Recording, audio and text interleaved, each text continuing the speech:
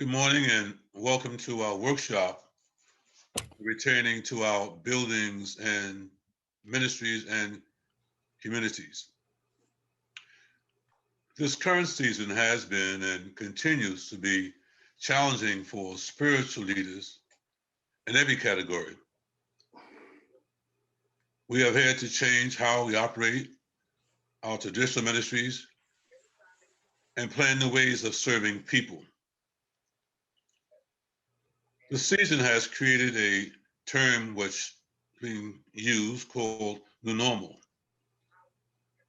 While in some sense we can live with the title, in other ways we cannot, for this is not normal, nor are we mandated to live out our faith in all the ways that the current climate seemingly dictates. We should approach this season in a sense that it allows us to make good use of our creativity, as well as seek to serve God and his people in a more effective way. Most of us have created a plan that dictates how we operate the church in a virtual world. And now, as we seek to ignite the church in its return, we need to prayerfully look at strengths to guide us as we move forward in a manner that produces positive results. As we attempt to ignite the church, my colleagues and I will explore ideas on what can be considered as we move forward. Joining me this morning is Mr. James Craig of Central Baptist Church and Reverend Sean Triplett of Bethlehem Baptist Church. I would like to ask you to please place questions or comments in the chat box, and we will do our best to respond to as many as possible. 1 Corinthians 14:40 says, "But everything should be done in a fitting way and orderly way." I want to remind us that God is not a God of disorder. Therefore, the principle of orderliness should be applied even in our planning as we re-enter. Many in the faith community have designed plans that enables the organization to operate with the doors closed. In addition, plans have also been designed for possible reentry that includes safety practicing, facility maintenance, ministry operation, and prudent financial management. Now that the prospect for reentry is nearer, there is a need for additional planning and preparations. I would like to suggest this morning that a 4-point planning strategy should be initiated to augment existing plans. Would you please screen share?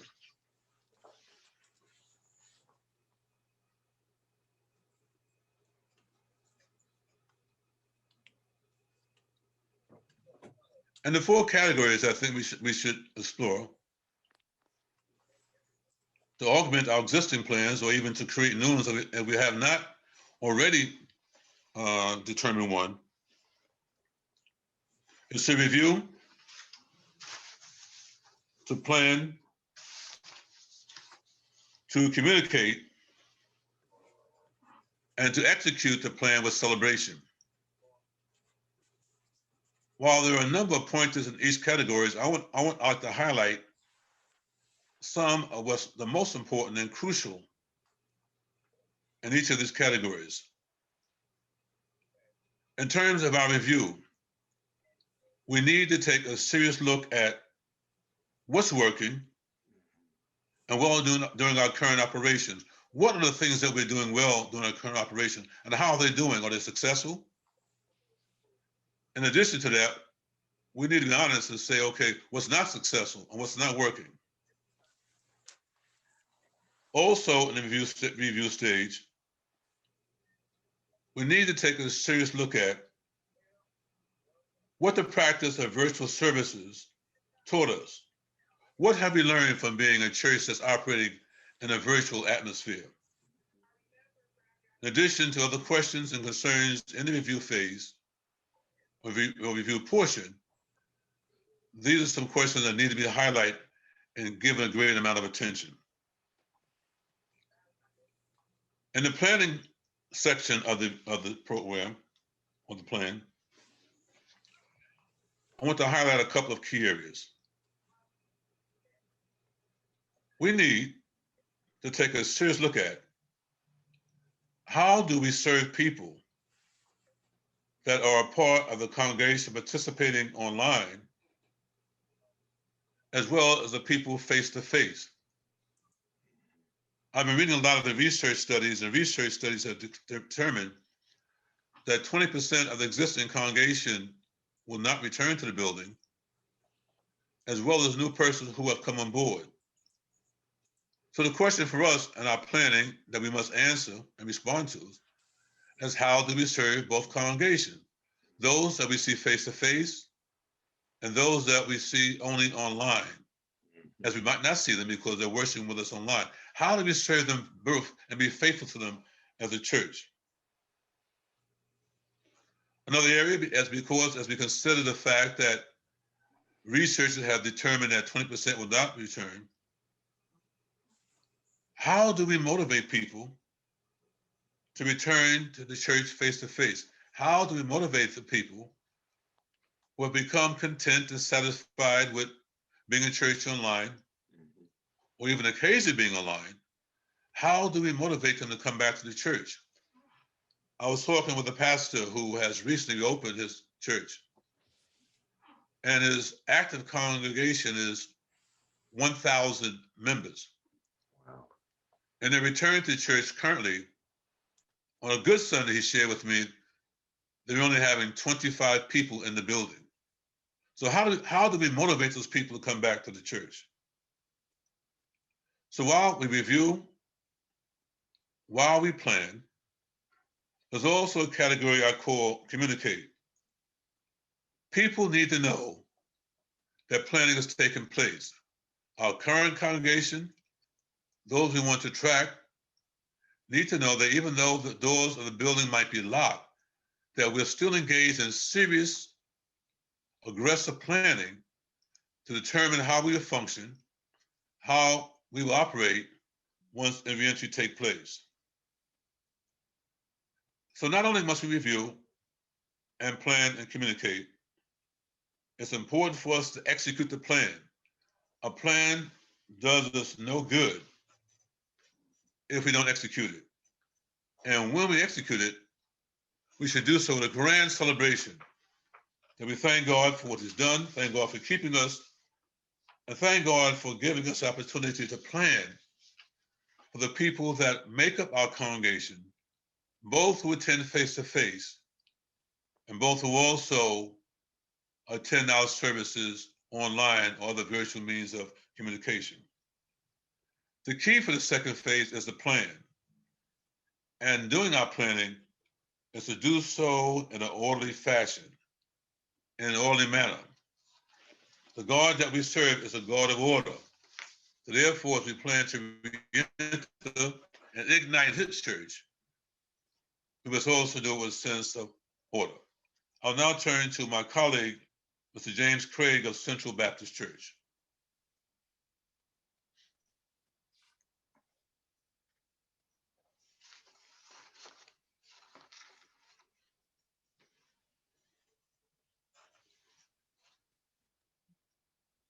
Can you see my screen?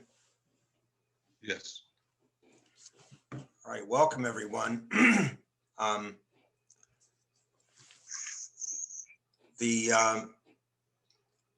We have been engaged at CBC with virtual worship, and it's been fairly successful.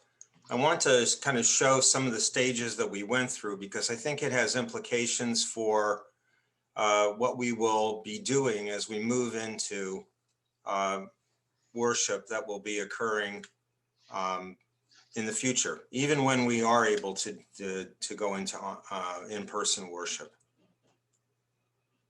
So immediately, in terms of our pandemic response, what we did was we actually did not miss a single Sunday. Our pastors script, and we have two co-pastors, Tom Beers and Lori Swigert. They had scripted a service that was all written out for us to look at home. And this is, you can see it on the right-hand side of your screen here. They downloaded a single music video that was available. We started having Zoom learning calls within the next week, learning community rather. We had midweek Bible study calls as well. We developed a COVID relief fund for church members who were going to be impacted by the pandemic negatively. We reverted to Zoom cabinet and board meetings. We had had these occasionally, but of course now we were talking about having them completely.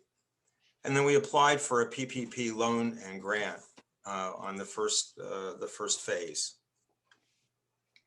Within a few weeks, we were able to actually begin to develop something that was a little more sophisticated. And so you can see on the right-hand side of the screen, for each of the sections of the service, we actually had YouTube videos, and many of the videos for the songs and later for the choir were actually from our own congregation, from our worship band and from our choir.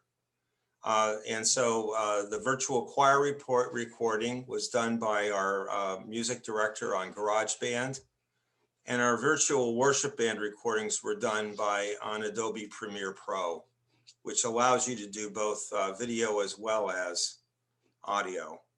And we were sending sermon copies to those without computer access, and that constituted about 25 families.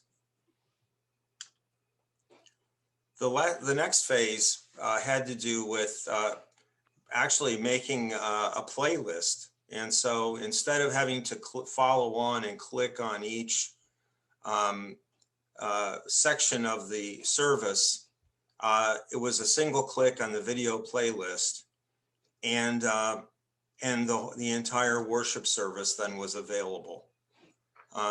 We also had social scrambles. So once every 8 weeks or so, we got together socially, we played games, we used breakout rooms for people to participate, much as we're doing this morning. We've had a book group, and we've had check-ins, social check-ins on a weekly or a bi-weekly basis, where people were able to log in and just share what was going on. We have many congregants who live alone and who are very isolated. And this was a really, really welcome and needed conduit for them to be able to interact, to be able to keep in touch, and to be able to see one another.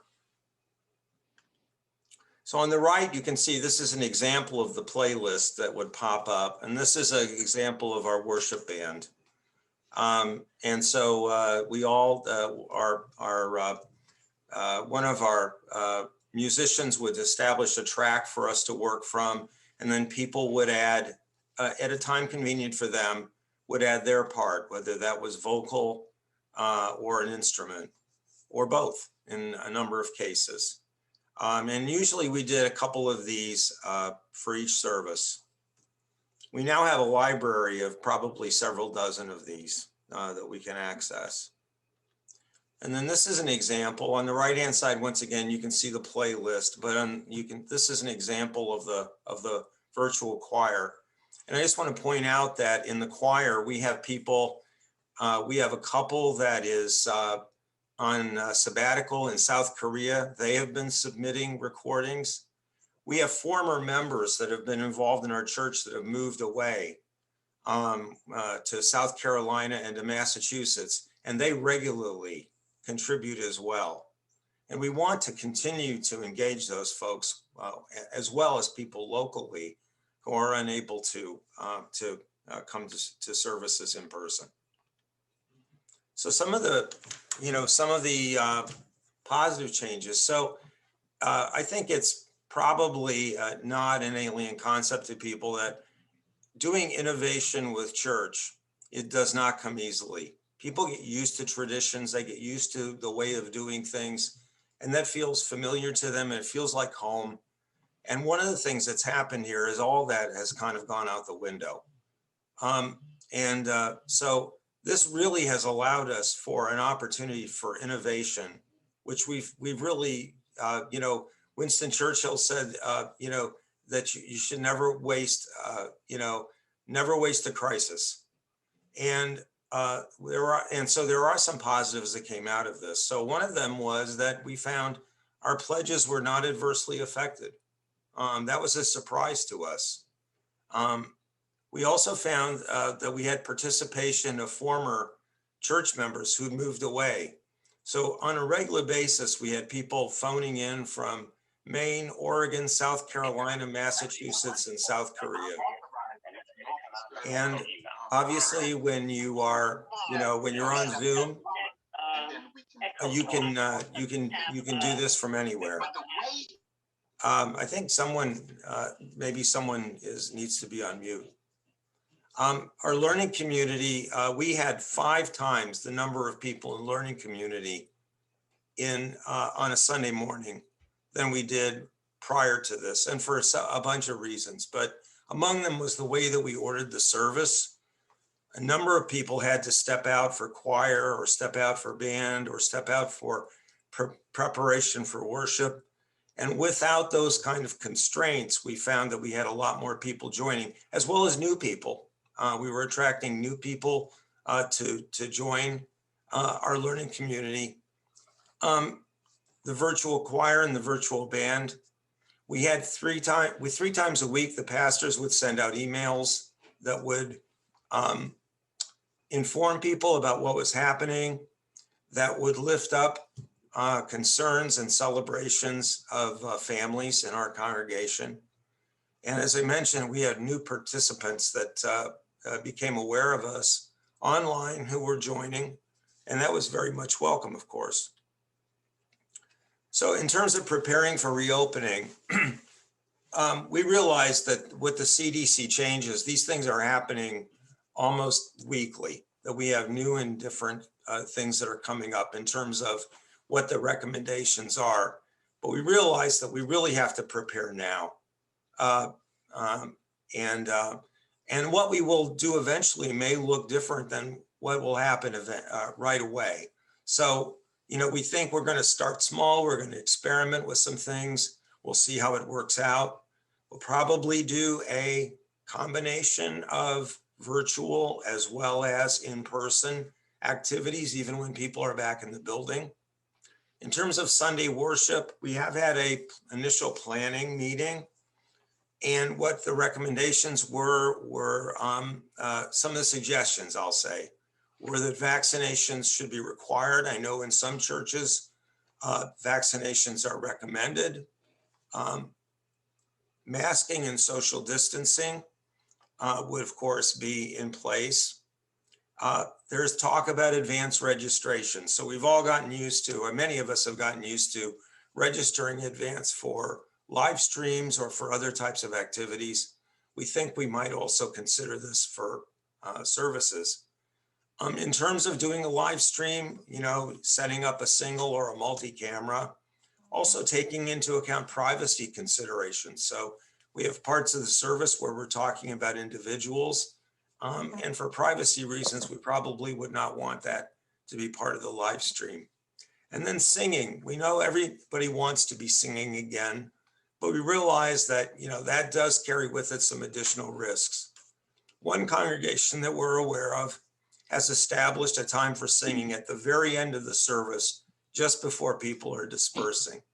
Some other thoughts we've had are about being outside of the building and singing where that would be safer. So those are all things that we're talking about. And so in terms of lessons learned and preparing for reopening, we have to look at policies, developing policies for building use for both internal and external groups. We want to keep everybody engaged, people who have been with us and intend to stay with us on a virtual basis, as well as people who can make it into the church. So that would consist of hybrid learning, community services, choir and band, facility and support, and live streaming. So we want to make sure this may involve upgrading our Wi-Fi, maybe, and particularly in learning community. And what we know is that when hybrid learning takes place, what can often happen is those who are participating remotely tend to feel that they get ignored or that they are not attended to. So we have to figure out ways in which they could continue to be actively participating as if they were in the room with us. Engaging local people who cannot or choose not to attend. So we have many elderly people that find it hard to get into the church. And this is an opportunity for us to have them share in a way that we haven't been able to offer before. And then re-racking our schedules. So we tend to have a very concentrated Sunday morning over a period of number of hours. And what we're thinking about is maybe breaking that apart. Maybe our learning community would be on a different day. So we're really looking at a lot of different options for how we would order Sunday morning. Our monthly boards and other meetings, as well as our church cabinet, we're looking at ways where we can set those up perhaps differently that would be more convenient for everyone and less of a burden for the pastors. So that concludes my presentation. Thank you, Reverend Johnson. Thank you, James, for your presentation. It's been most informative. I'd now like to bring to for presentation the Reverend Sean Triplett of Bethlehem Baptist Church. Good morning, all, and thank you so much for allowing me to be a part of this presentation and this workshop. Again, my name is Reverend Sean Triplett. I am the assistant pastor at Bethlehem Baptist Church in Springhouse, PA. Our pastor, Reverend Charles Kwan, is in the Zoom, and I did let Ms. Janet Reedy know that I do have a hard stop at 11 o'clock. So if we go over, he will be able to step in and field any questions that might be directed towards Bethlehem.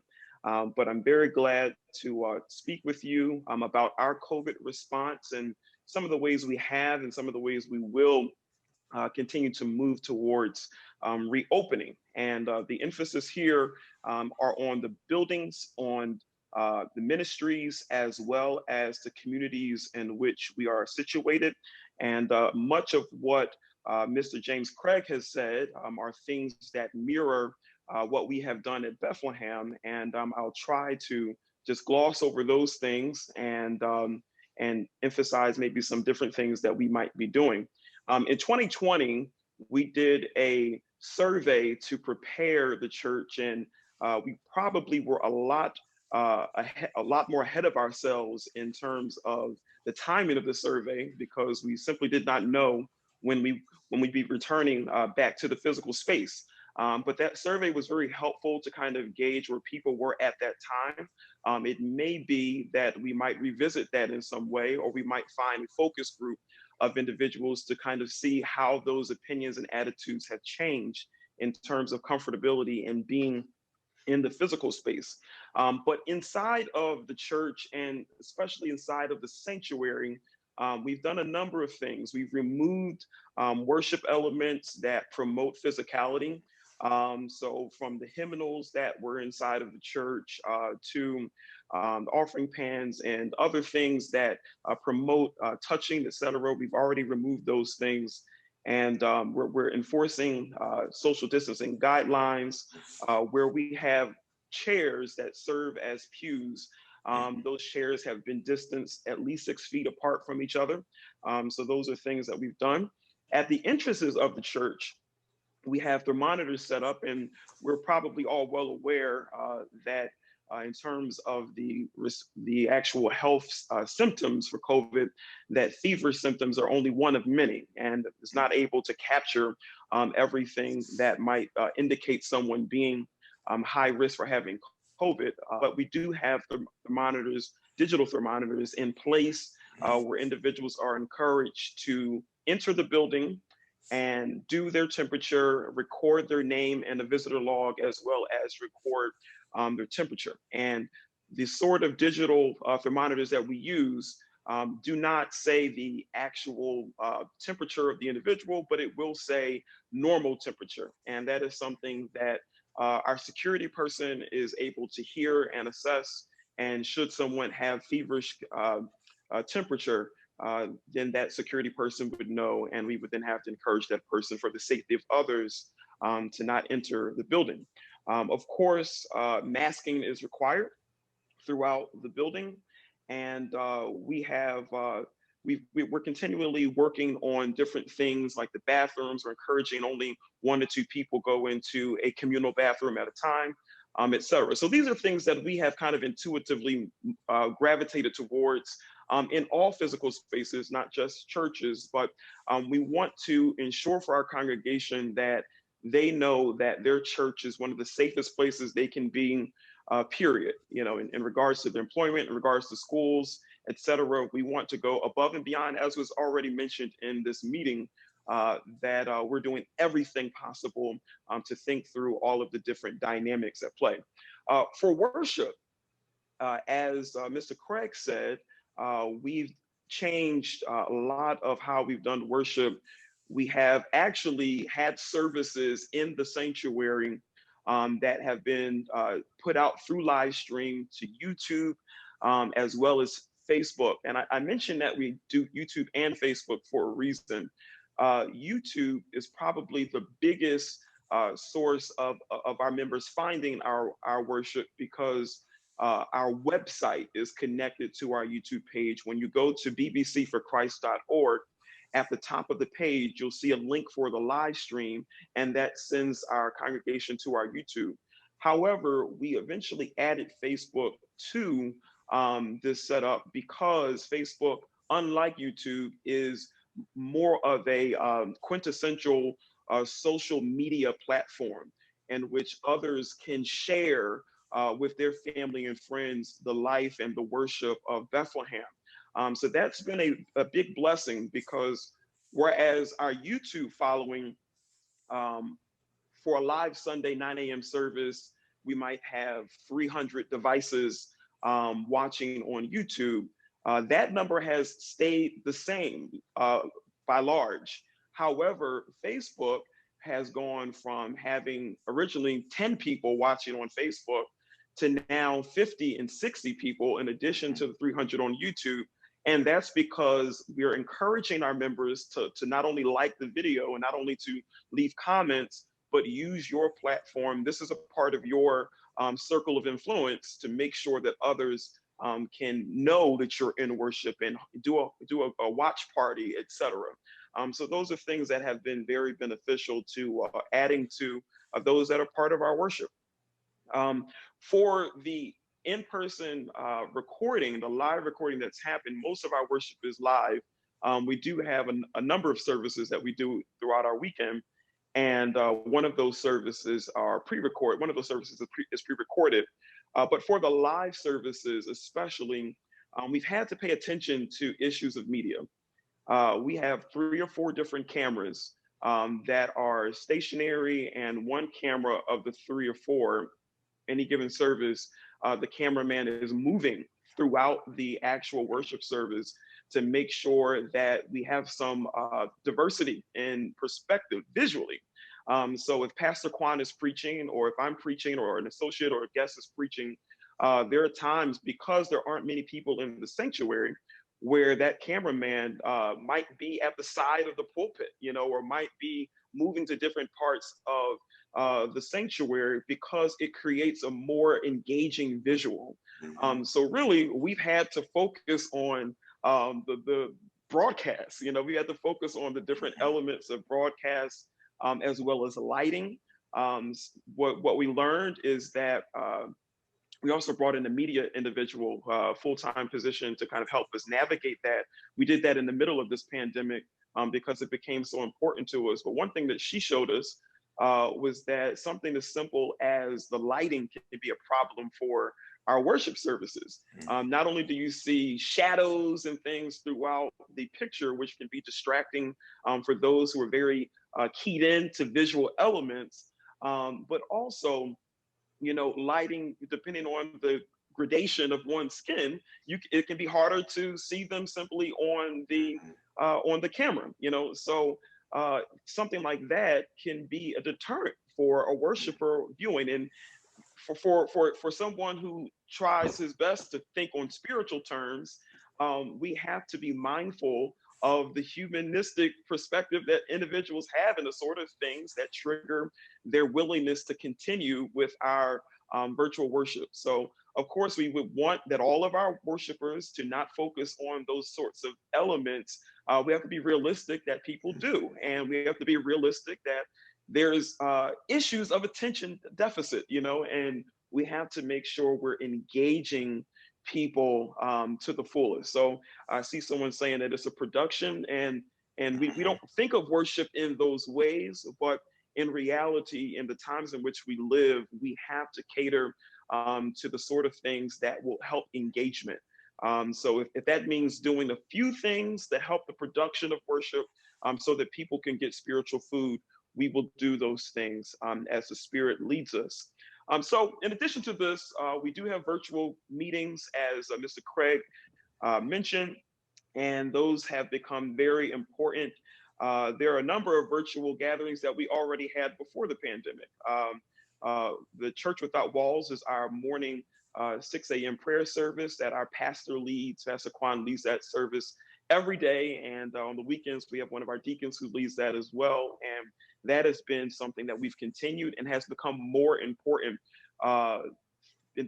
Before the pandemic, our Church Without Walls, which also has members from other churches as well, was maybe 75 people a day. And now we're in a space where on a day-to-day basis, we have over 150 gathering at 6 a.m. live, it's not pre-recorded, live, and have as many as 200 people on a call. So those sort of virtual gatherings, things that we have been doing, now have become more important in light of this pandemic.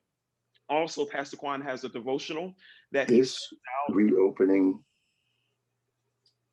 Yes, Pastor Kwan has a devotional that he sends out every quarter, and that's something that has also been very important. We have had outdoor services, which have been a huge challenge from a media perspective. If the production of the in-person, the in-sanctuary worship is a challenge within itself. Moving all of that outside has been a challenge as well, but we have worked through it, and we've had to do a lot of tests, a lot of trial runs to make sure that mics are working. We have equipment that's only used for outdoor services so that we're not unplugging things in the sanctuary. And let me move a little bit quicker through these things because there's so much here to talk about. That's just the building. When we think about the ministries of the church, it's so important that Reverend Hagray, she is doing a wonderful program on cultural humility. It's so important that when we think about reopening the church, that we're not just moving to a return of everything that we've done before. And I say that because the cultural humility program that Bethlehem is a part of is dealing with all the contextual challenges in the world today and all the differences in the communities. When you look out into the world, some of our churches have been there for 50, 100 years, and now the communities look different, et cetera. I want to push that and say that not only are our communities different, but we are different. Not only has demographics changed in terms of race, in terms of economics, in terms of gender, but also the communities have changed in terms of technology, in terms of how we even view the idea of fellowship. And our preacher this morning, Reverend Shepherd, she talked about returning to fellowship. And of course, fellowship in this time is different, in the technological time. And it's not just COVID, and that's the important thing that we have to wrestle with, that the issues of fellowship, the issues of worship are not just COVID issues. These are issues of the technological age that COVID has forced us to move towards. So in this way, we have to wrestle with not just returning to the way things have been, but also, I believe I'll use the term models of hybridity, using hybrid models continually for worship, for community, for outreach. We've recently started a new ministry called Movement Monday, and it's a contemporary service that has a different feel and is catering to the worship styles of millennials and Generation Z, but is inclusive of the entire church body. And that has been a blessing. We created a life guide, a actual book that's going to help us navigate 3 months of preaching. Every other Monday, we have a service, and the Mondays that we do not have a service, we have a community gathering virtually. And that has evolved as well. But really, we're pushing the envelope to make sure that we're thinking about the different ways that intergenerationally people are seeing themselves differently and seeing community but I differently. still get the vaccine and hold the clinic. So that's what I cared about in the first place. So You still get to work. Yep. you still I get think the someone vaccine. is, Get interfered. You have just a few minutes left on time. Yep. All right. So the last thing that I will say, in terms of the building as well as ministry and community, is that when we think about community, I want to leave you with a scripture, Matthew chapter 4, verse 23. It says, Jesus went all about Galilee, teaching in their synagogues and preaching the gospel of the kingdom and healing all manner of sickness and all manner of diseases amongst the people. What COVID has done, it has brought us to our need for physical healing. It's brought all of our communities to awareness of human fragility. It's important that we see as Jesus preaches the gospel of the kingdom, that Jesus is doing physical healing in that work in a way to kind of set up the platform for a spiritual message. And I think that as we think about going back to our buildings, we have to think even more intently about the ways that we're serving our community, solving the problems of our communities, easing the fears of our community as well. So we have to work through community issues, work through public health issues, work through all of these different things that plague our time and plague our community. He did work outside the walls of the church. Amen. And in this way, we are showing that we're not just concerned about our worship, that we're concerned about the well-being of the community at large. And that will increase our membership, that will increase giving, that will increase our relevance in the times in which we live. So thank you for having me, and I apologize if we went over a little bit with time. Thank you very much, Reverend Tripline, for your presentation. And thank you, Mr. James Craig, for your presentation. I believe that the question has been raised as to whether the presentation will be shared. I believe also in the chat box where a vehicle will be made so that these presentations can be shared. We just have about a minute or two left in our time, and I would like to take just a minute to answer any question that might be in the chat.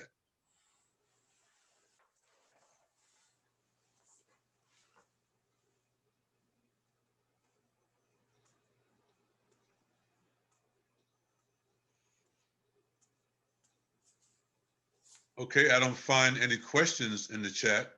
As I pointed out, we will certainly do our best to see that the presentations will be shared. There is a question from Samuel Sutler, I believe. I lost it. Okay.